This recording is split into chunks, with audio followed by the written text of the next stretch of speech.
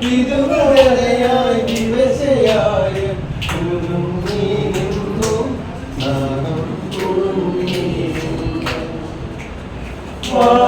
വാഗപ്പൂവരഞ്ചു പാരിടം പൂമുലൈക്കുഴി വാടകയ്ക്കൊരു മുറിയെടുത്തു വടക്കൻ തെന്നിൽ പണ്ടൊരു വടക്കൻ തെന്നിൽ.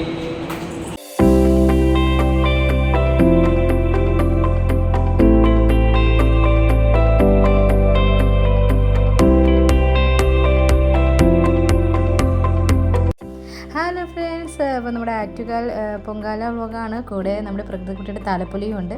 അപ്പോൾ 1.5 മാസമായി പൊങ്കാല കഴിഞ്ഞിട്ട്, പക്ഷെ നമുക്ക് കറക്റ്റ് ടൈമിലൊന്നും ഇത് അപ്ലോഡ് ചെയ്യാൻ പറ്റിയില്ല. അപ്പം തലേ ദിവസം പ്രകൃതിക്കുട്ടിയുടെ അമ്മാമ്മയും കുഞ്ഞാച്ചിയും കൂടി പോയിട്ടുണ്ടായിരുന്നു പൊങ്കാലയ്ക്ക്.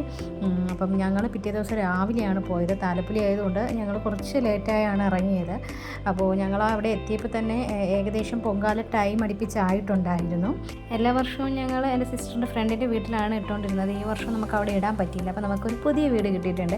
അവിടെ എന്ന് പറയുന്നത് നമ്മൾ ഇത്രയും നാളും പൊങ്കാല ഇട്ടതിനേക്കാളും വളരെ വ്യത്യസ്തമായ എക്സ്പീരിയൻസ് ആയിരുന്നു. നമുക്ക് പുതിയ കുറേ ആൾക്കാരെ പരിചയപ്പെടാൻ പറ്റി. ഒരു 2 വർഷം ആവുന്നേ ഉള്ളൂ ഇവിടെ പൊങ്കാല ഇട്ട് തുടങ്ങിയിട്ട്, ഈ വീട് വെച്ചിട്ട് തന്നെ. അപ്പം എന്തായാലും നമുക്ക് കുറേ ഫ്രണ്ട്സിനെ ഒരു ഗ്രൂപ്പൊക്കെ കിട്ടിയിട്ടുണ്ട് വാട്സപ്പിൽ. അപ്പം നമ്മുടെ കുഞ്ഞാച്ചി അമ്മമ്മയും ഇവിടെയാണ് പൊങ്കാല ഇട്ടത്, എൻ്റെ ഫ്രണ്ടിൽ തന്നെ, ഗേറ്റിൻ്റെ ഫ്രണ്ടിൽ തന്നെ. അപ്പം നമ്മുടെ പ്രകൃതിക്കുട്ടി നമ്മളെല്ലാവരും അകത്താണ് ഇരുന്നത്. പൊങ്കാല ടൈമിൽ ഫുൾ ടൈം നമുക്ക് വീഡിയോസൊന്നും എടുക്കാനൊന്നും പറ്റിയില്ല. കുറച്ച് വീഡിയോസ് മാത്രമേ എടുക്കാൻ പറ്റുള്ളൂ. ആ പ്രകൃതിക്കുട്ടി അവിടെ നിന്ന് അവർക്ക് കിട്ടിയ തണ്ണിമത്തനൊക്കെ തിന്ന് നമ്മളിവിടെ ഇങ്ങനെ അകത്ത് എൻജോയ് ചെയ്തിരിക്കുകയാണെന്ന് വേണമെങ്കിൽ പറയാം. അപ്പോൾ അങ്ങനെ എൻജോയ് ചെയ്ത് അവിടെ അകത്തിരിക്കുകയാണ്. പിന്നെ രാവിലെ താലപ്പൊലിക്ക് കൊണ്ടുപോകാമെന്നാണ് വിചാരിച്ചത്. അപ്പം ഇവിടെ നമ്മൾ സ്റ്റേ ചെയ്യുന്ന വീട്ടിലെ ചേട്ടൻ തന്നെ പറഞ്ഞു, വേണ്ട, ഈവനിങ്ങിൽ പോയാൽ മതി, രാവിലെ നല്ല റഷ് ആയിരിക്കും എന്ന് പറഞ്ഞുകൊണ്ട് നമ്മൾ ഈവനിങ്ങിലേക്ക് ആക്കി. അപ്പോൾ അതുകൊണ്ട് നമ്മൾ കുറച്ച് റിലാക്സ് ചെയ്താണ്ടിരുന്നത്. പിന്നെ അത് കഴിഞ്ഞ് നമ്മുടെ ചേട്ടന്മാർ, ഇതാണ് നമ്മുടെ ടീം കേട്ടോ, ആറ്റുകാൽ പൊങ്കാല ടീമാണ്. അപ്പം ഇവരുടെ നമ്മൾ പൊങ്കാല കഴിഞ്ഞ് 2:30-ക്കല്ലേ എഴുന്നേൽക്കുന്നത്. അപ്പോൾ അതുവരെയും നമ്മളിങ്ങനെ വെയിറ്റ് ചെയ്യുകയാണല്ലോ.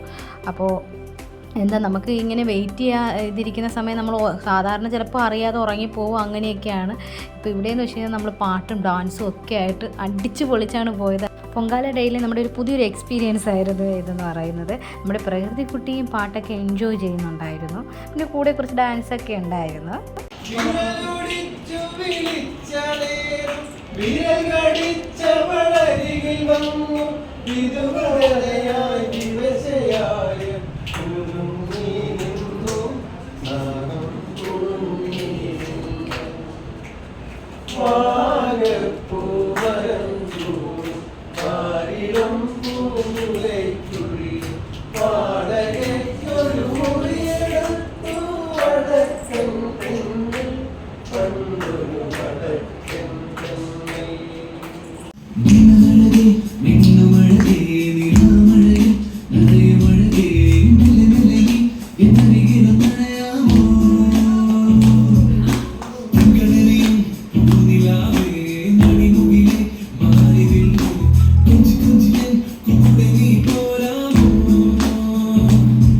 അതിൽ ഈ ഒരു പ്രോഗ്രാമൊക്കെ ഉള്ളതുകൊണ്ട് തന്നെ നമ്മുടെ സമയം പോയത് അറിഞ്ഞില്ല. 2:30 ആയത് ഞങ്ങൾ അറിഞ്ഞതേ ഇല്ല ആരും. പുറത്ത് ആൾ വന്നപ്പോഴാണ് ഞങ്ങളെല്ലാവരും വെളിയിലേക്ക് ഇറങ്ങിയത്.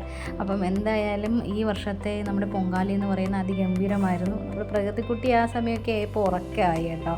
അതുകൊണ്ട് തന്നെ കുറച്ച് ഭംഗിയിൽ ഒന്ന് കളറിൽ കൊണ്ട് നല്ല കുത്തൊക്കെ ഇടാനൊക്കെ പറ്റിയെന്നാണ് എൻ്റെ ഒരു വിശ്വാസം.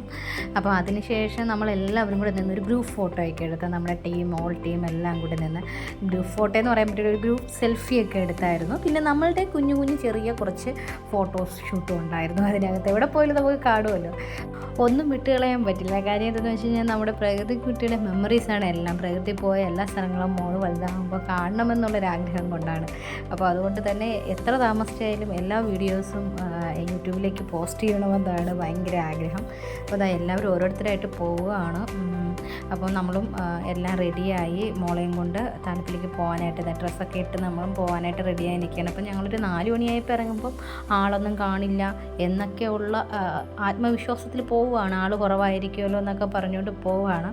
പക്ഷേ അവിടെ എത്തിയതും നമ്മൾ ഞെട്ടിപ്പോയായിരുന്നു, സത്യമായിട്ട് ഞങ്ങൾ ഞെട്ടിപ്പോയായിരുന്നു.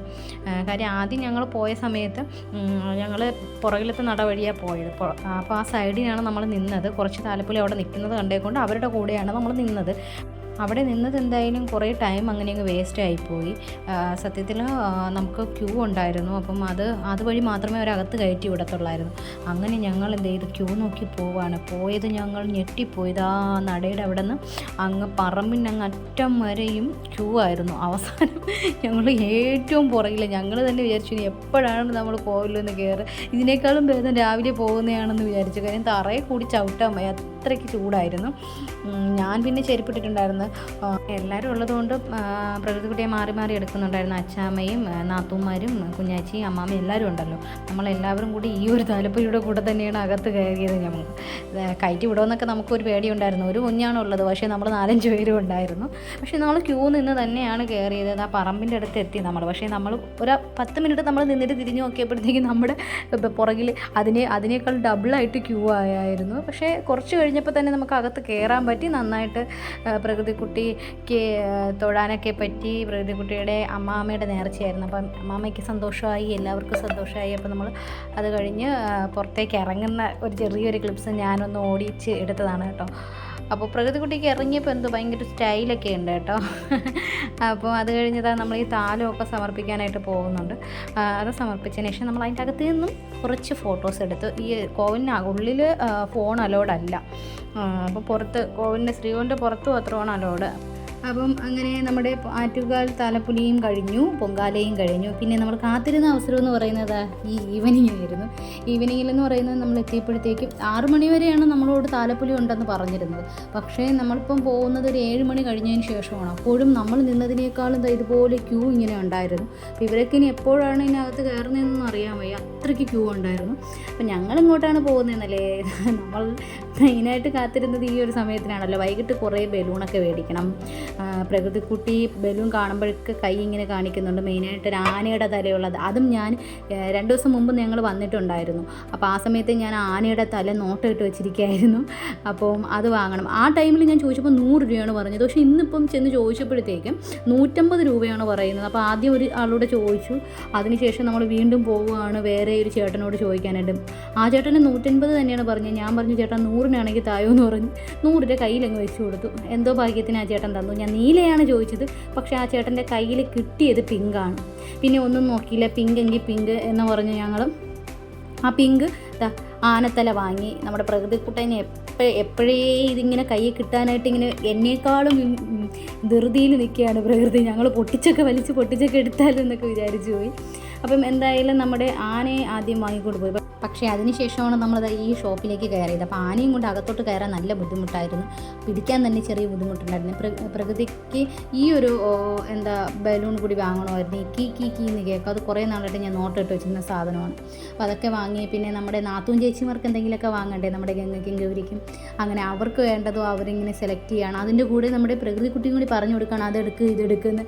അപ്പം അത് പ്രകൃതിക്കുട്ടിക്കും പുതിയൊരു എക്സ്പീരിയൻസ് ആണ് ഇതൊക്കെ ഇങ്ങനെ കാണാനും എടുക്കാനൊക്കെ പറ്റുന്നത്. അപ്പോൾ അവർ 3 പേരും കൂടി കട്ട ഷോപ്പിംഗ് ആണ്. അത് കഴിഞ്ഞ് ഞങ്ങൾ നടയുടെ ഫ്രണ്ടിൽ വന്ന് നിന്ന് ഒരു ചെറിയൊരു ഫോട്ടോ എടുക്കാനാണ് നിന്നത്. പക്ഷേ അത് വീഡിയോ ആയി പോയായിരുന്നു. അപ്പോൾ എന്തായാലും നമ്മളുടെ ആറ്റുകാൽ പൊങ്കാലയും താലപ്പൊലിയും എല്ലാം കഴിഞ്ഞു.